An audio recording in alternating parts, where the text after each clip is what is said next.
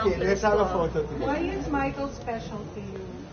Because he's actually acting like the dad to Bim and the dad to Kuya. Yeah. Bim said, his parents are here. So it's really, he's more than just a friend.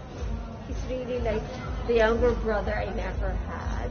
And there are people who say that I'll be there for you or bang asahan mo ako, but Michael has proven that so many times and in so many ways. And he gave us 2 car sauce. Nakompromiso ka na.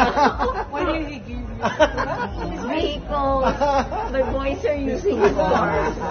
Hi, Chris. This is your first public appearance. Actually, yes, and I'm sorry that we're late. They had trouble waking me up because I started new medicine last night.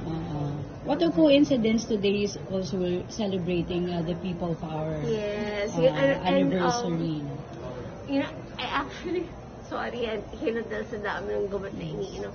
I actually thought today was the 24th and tomorrow pa yung 25. And then, he was the one who told me. Yeah.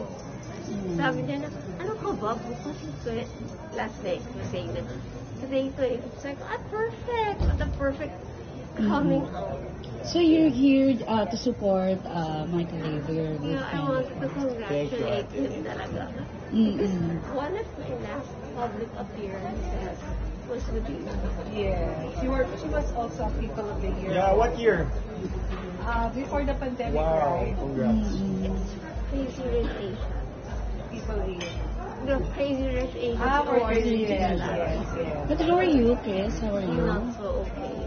I hope I don't faint. But thank you for being with me. Oh. Super appreciate. Nahihilo na ako. Super. Naman ako.